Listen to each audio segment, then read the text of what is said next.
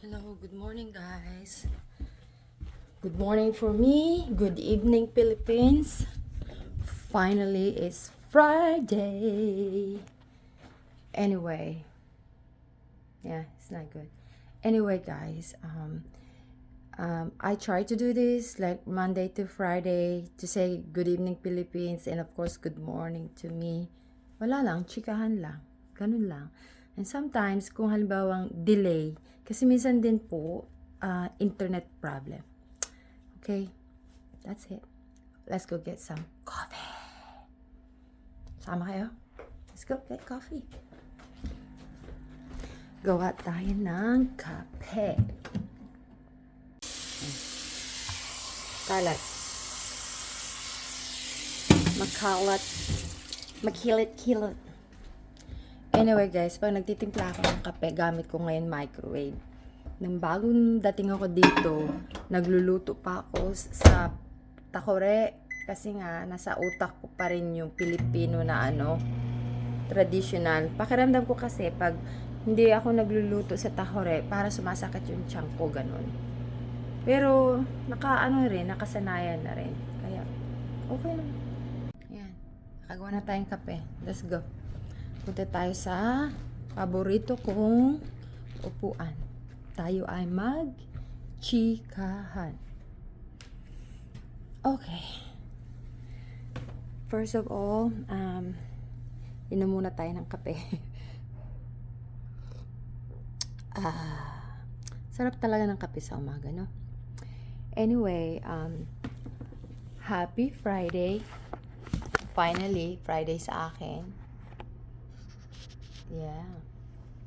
Finally, Friday. I'm glad. Hello guys. Good evening.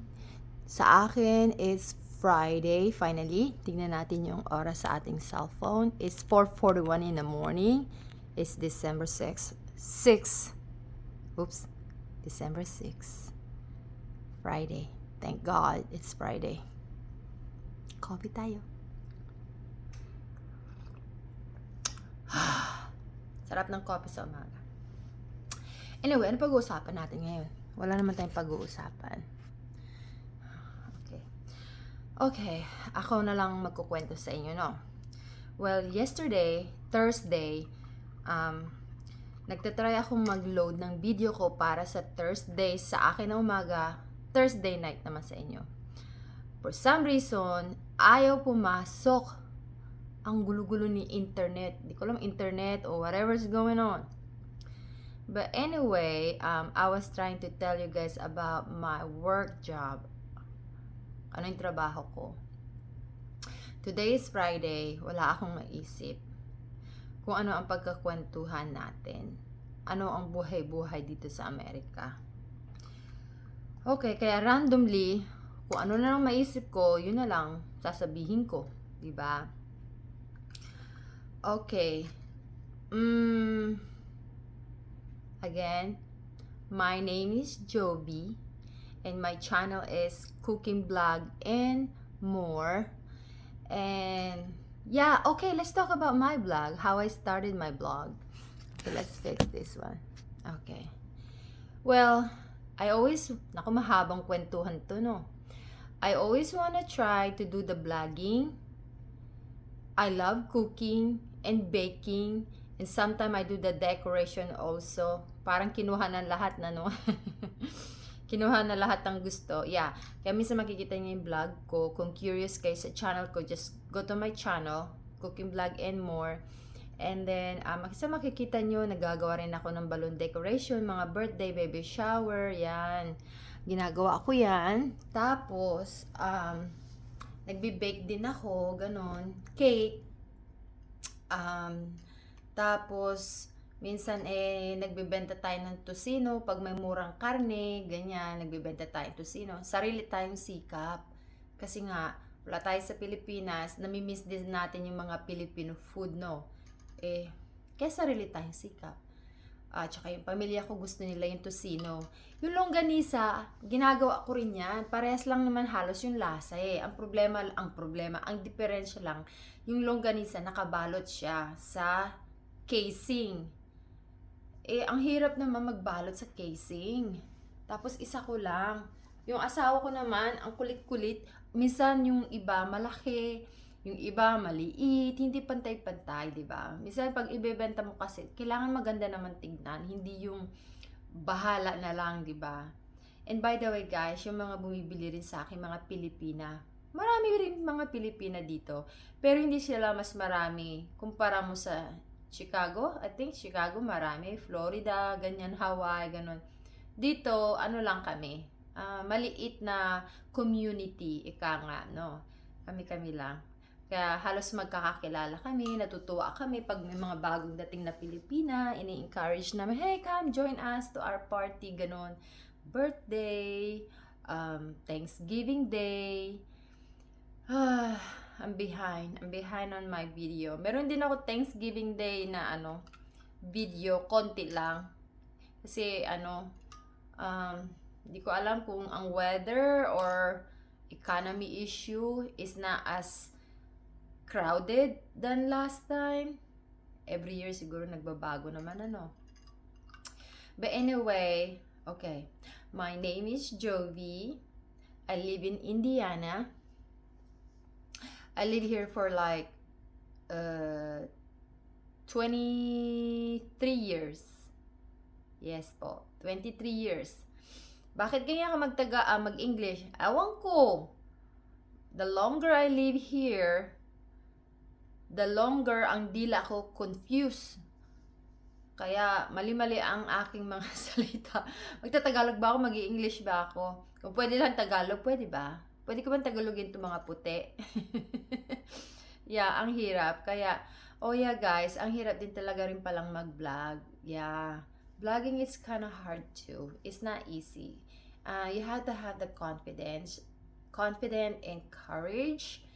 And yeah, kasi hindi pwede yung mag-vlog lang. Medyo lately, I've been doing the vlogging for like 3 months now. I believe 3 months. I still have a little bit of yung hindi pa ganun kakapal mukha ko. Especially talking and explaining. Yeah. Kaya maraming nakakapansin ng mga ng mga pananalita ko, which is okay naman. Correction, i-correct ninyo ako, wala yung problema. Kasi, I'm still learning. You know, it doesn't matter how long you live in different country. The learning process is like forever. Diba? Hindi naman to trabaho na Kumbaga, it's just like organic living in a different country and learning the process, especially dialect, it's really hard. Yeah. Dialect, I think, is number one, no? It's hard. Sometimes it's hard to explain things the way you want to explain. Kasi sometimes you cannot find the perfect word. Yeah. Especially when you're upset. It's so hard to explain or express your feelings. Kasi nga, ang hirap hanapin yung proper English para ma-explain mo ng maayos. So, that's like living abroad. So yeah, I started 3 months now sa pagbablog. I do love it. I enjoy it. The hard part is like bringing the food at work.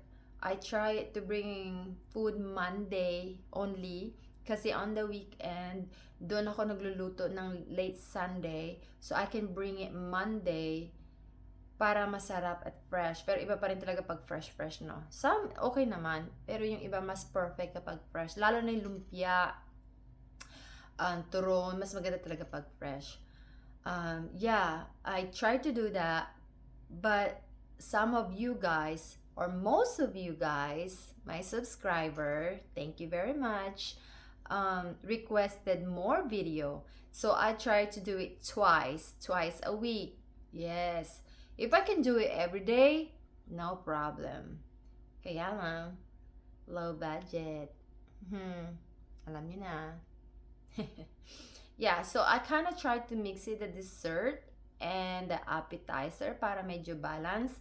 And I don't bring multiple food. I bring one at a time so they can express or explain what they think about the Filipino food.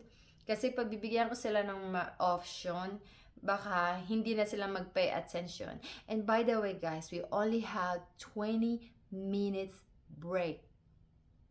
Think about it. 20 minutes break. What you see in my blog is organic. I mean, I had to edit those boring waiting time. Yeah, I have to edit that. But most of it is organic. What you see, what you get. Yeah. Higup tayo muna ng kape. Yeah. So, pag takbo, no? Punta ako sa break room. I use my phone, by the way, guys. Okay? I use my cell phone to video. Kasi ayoko masyadong obvious. Yung mga tao rin, minsan parang naiilang din sila, di ba? Tsaka it's a break room. I don't want everybody to feel uncomfortable na I'm taking a video, you know. Some people, they don't want to be part of the video, di ba? So I'm using my phone. It's like a handy easy tools for me. And then I had a small tripod and then I video them. Kasi syempre, yung audio, importante yung audio. I get bashed all the time when I just started it because the audio is not very good. I guess even now it's still not very good, but in 20 minutes, what can you do in 20 minutes, you know? So everything is organic. Magmamadali ka talaga kung paano mo yung gagawin. So you can give them a bit. I cannot even hand it the food to them. I cannot even perfectly organize everything. It's just like at your own house. You don't need to be perfect. It's your house. You're gonna feel comfortable. And speaking of that, guys, I told them it's like working in a factory is just like home. Yes. Because pretty much you see those people every day.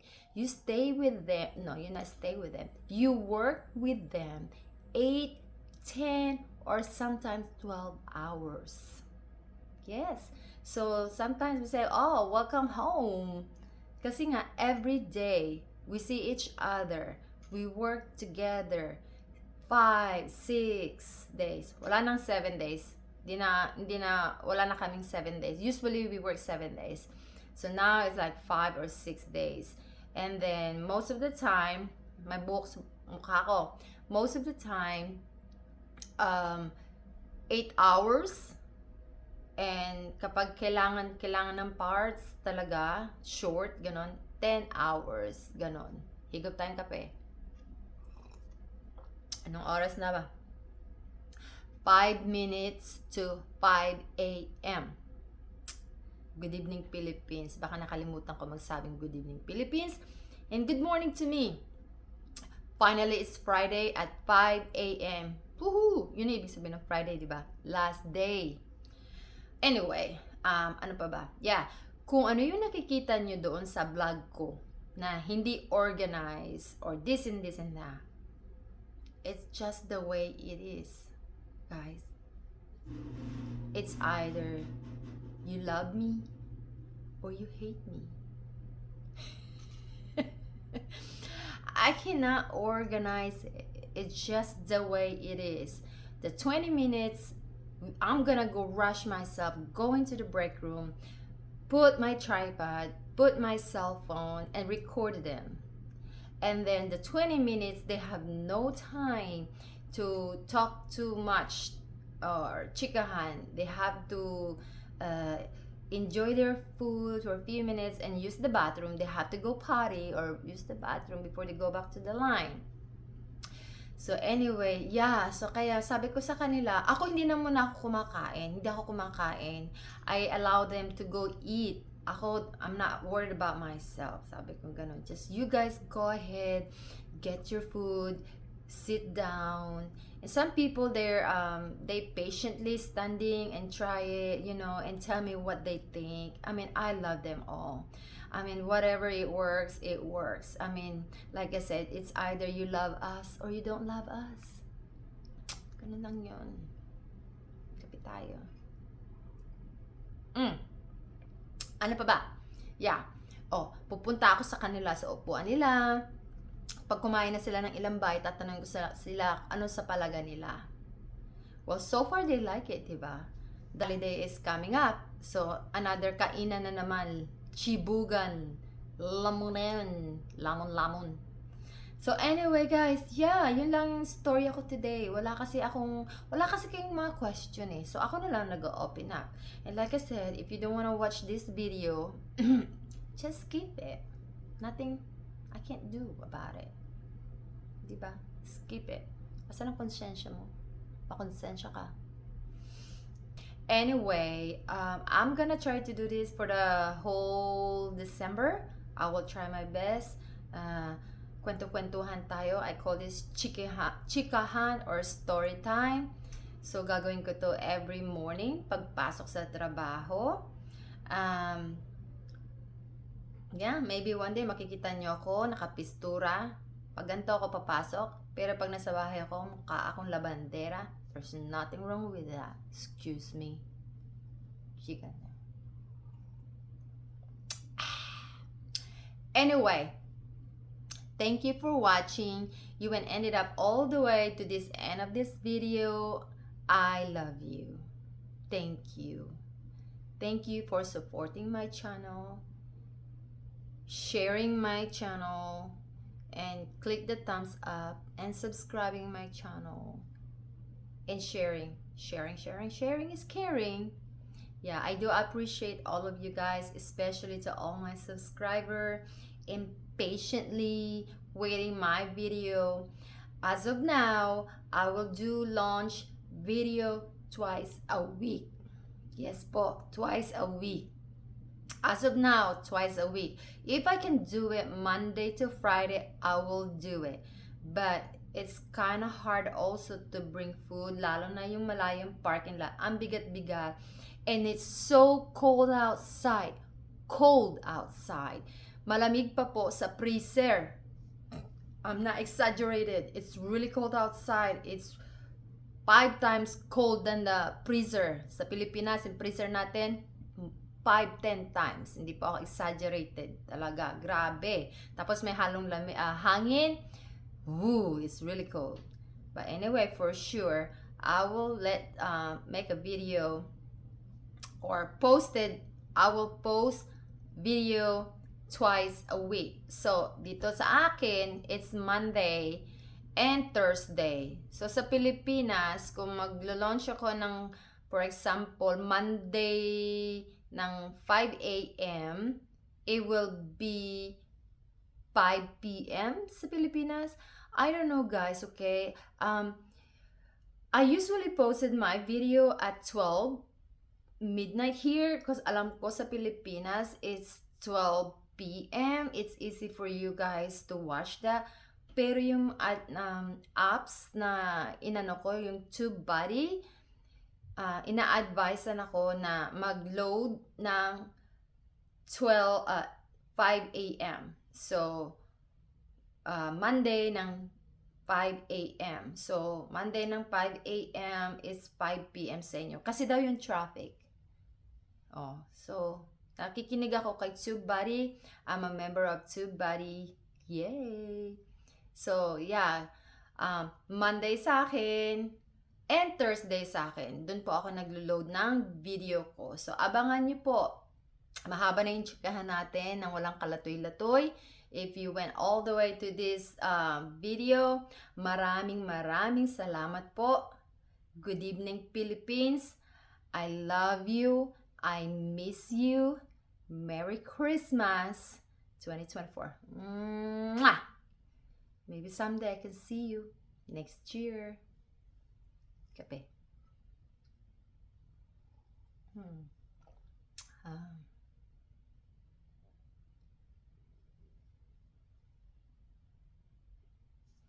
Tama na nga.